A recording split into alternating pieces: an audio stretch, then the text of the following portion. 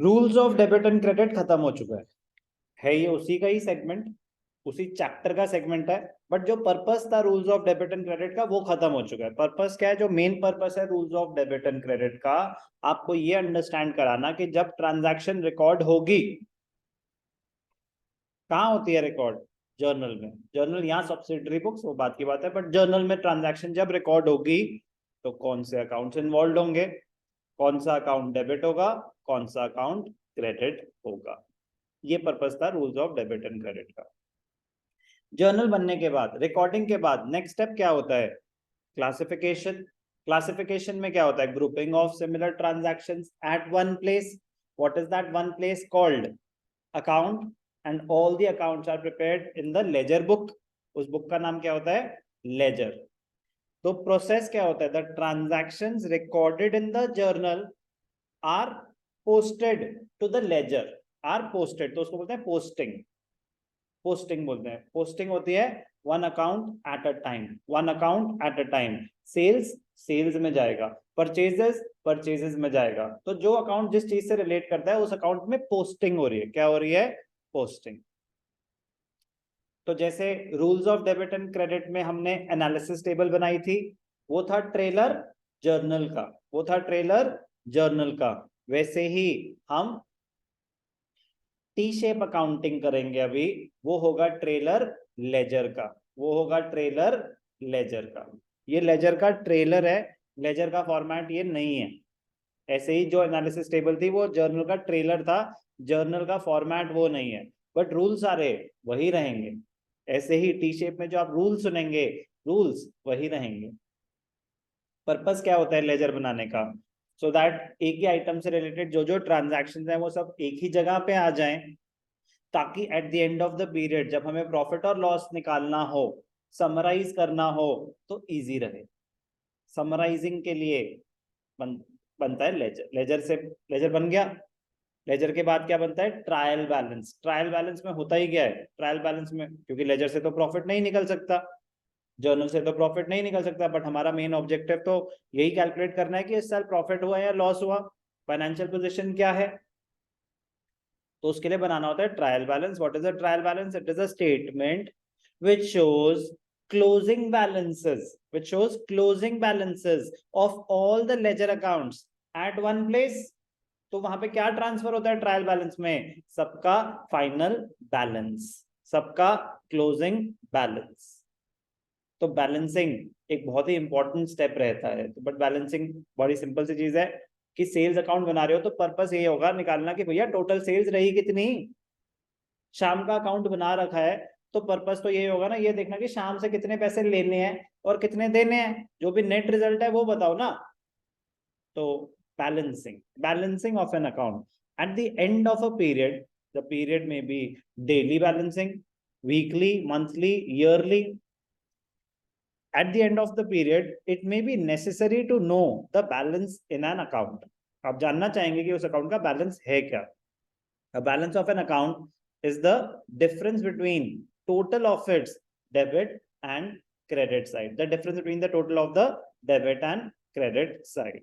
if the total of the debit side is more than the total of the credit side, the account is said to have a debit balance and vice versa।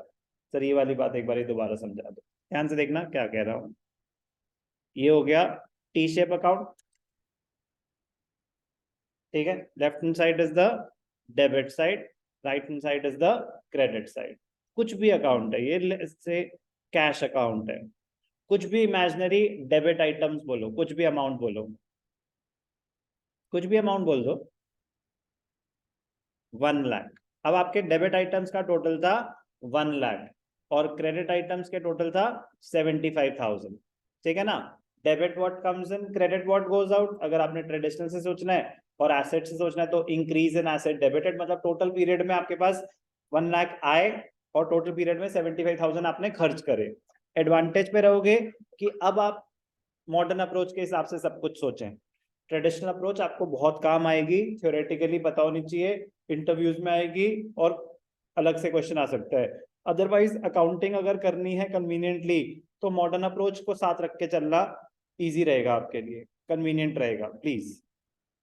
तो cash debits क्या है, ये debits, और ये क्या है, credits. अब during the year ये रहा।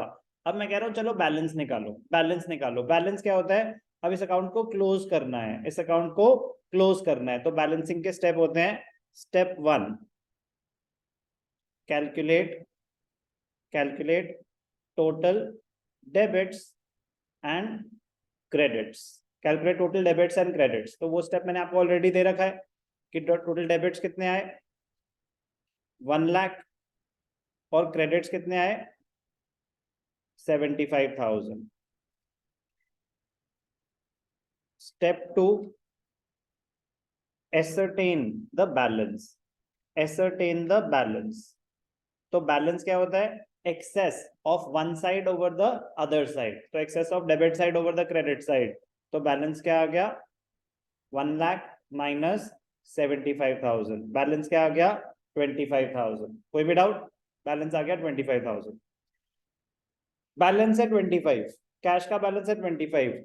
क्वेश्चन है ये प्लेस कहाँ करें, ये प्लेस कहाँ करें। जो भी बैलेंस है उसको बैलेंसिंग फिगर इसलिए बोलते हैं, वो दोनों साइड को बैलेंस कर देगा। क्या कर देगा, दोनों साइड को बैलेंस कर देगा। है वो उसका क्लोजिंग बैलेंस, बट वो क्या करेगा, दोनों साइड को बैलेंस कर देगा। सीसॉ पे बैठे हैं, एक है 100 किलो का, एक है 75 किलो का। अब मुझे ये बैलेंस करना है, तो 75 किलो वाले के साथ बिठाऊं या 100 किलो वाले के साथ बिठाऊं, 75 वाले के साथ बैठेगा। तो एक साइड है 1 लाख, एक साइड है 75,000। मुझे बैलेंस करनी है दोनों साइड। तो बैलेंस वहां जाएगा जिसका कम है टोटल। बैलेंस कहां जाएगा, जिसका टोटल कम है। इसमें कोई डाउट तो नहीं है। Balance will be shown on the side which has a shorter total. तो इसको बोलते हैं बैलेंस। सीडी का मतलब होता है कैरेट डाउन। सीडी इसलिए क्योंकि it is carried down, carried forward to the next period, carried forward to the next period, carried down. Balance ऐसे करता है। डबल लाइन का मतलब होता है पीरियड एंड, डबल लाइन का मतलब होता है period and. Step 1 calculate debits and credits. Step 2 ascertain the balance. Step 3 place the balance, place the balance on the on the side, on the side which has a which has a which has a shorter total, which has a shorter total। कोई भी doubt, जो भी side कम है वहां पे place कर देंगे। अब ध्यान से देखना बेटा, इसको बोलते क्या है, eight the end of the period cash. अगर मैं पूछूं कैश का बैलेंस कितना है, eight the end of the period cash का बैलेंस कितना है, 25,000। 1 लाख आए, 75,000 खर्च हुए, तो वो तो इजी पार्ट हो गया। क्यों पूछ रहा हूँ, कैश का बैलेंस कितना है, 25,000। अब मैं आपसे पूछ रहा हूँ कैश का डेबिट बैलेंस है या क्रेडिट बैलेंस है। बैलेंस 25,000 है, उस पर तो हम सब साथ है ना, आगे बढ़ सकता हूं मैं। अब मेरा क्वेश्चन है कि कैश का डेबिट बैलेंस है या क्रेडिट बैलेंस है। Debit balance, credit balance, debit balance, debit balance. Okay, ध्यान से देखना, मतलब क्या होता है डेबिट बैलेंस का। सर ये तो पहले बताना था, फिर पूछना था हमसे, ये तो चीटिंग है, तुमने पूछा नहीं। डेबिट बैलेंस का मतलब होता है excess of items on the debit side over the credit side। simple terms में, if debit side is more than the credit side तो the account will have a debit balance। तो इसमें debit से 1 lakh, credit से 75, तो ये debit balance है। क्या है ये, debit balance.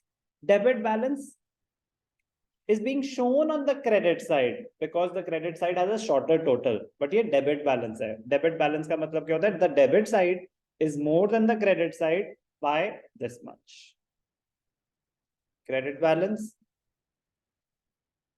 credit items are more than the debit items, credit items are more than the debit items। clear?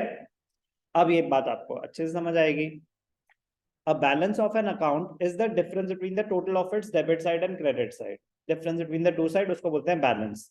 If the total of the debit side is more than the total of the credit side, the account is said to have a debit balance. If the credit, it will have a credit balance if credit side is more than the debit side. Clear? कोई doubt? Balancing के steps मैं आपको बता ही चुका हूँ.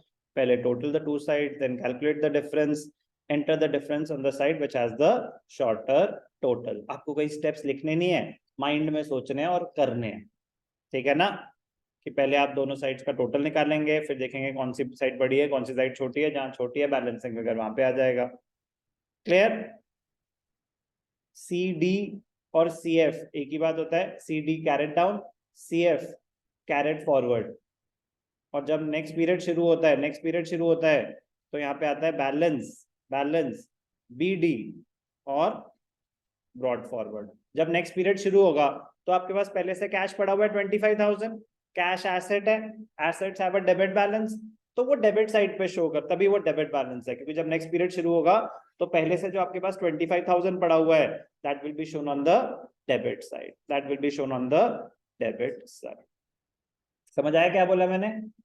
जब ये period खत्म हो गया 25, अब जब नेक्स्ट पीरियड शुरू होगा तो आपके पास ओपनिंग बैलेंस आ गया ना कैश का, पहले से 25,000 पड़ा हुआ है, तो वो कहाँ, पहली बात तो उसको बोलते हैं बैलेंस ब्रॉट डाउन या बैलेंस ब्रॉट फॉरवर्ड. उसमें तो कोई डाउट नहीं है. कैरेट डाउन मतलब हम नेक्स्ट पीरियड में कैरी कर रहे हैं, ब्रॉट डाउन मतलब हम पिछले पीरियड से लेके आए हैं.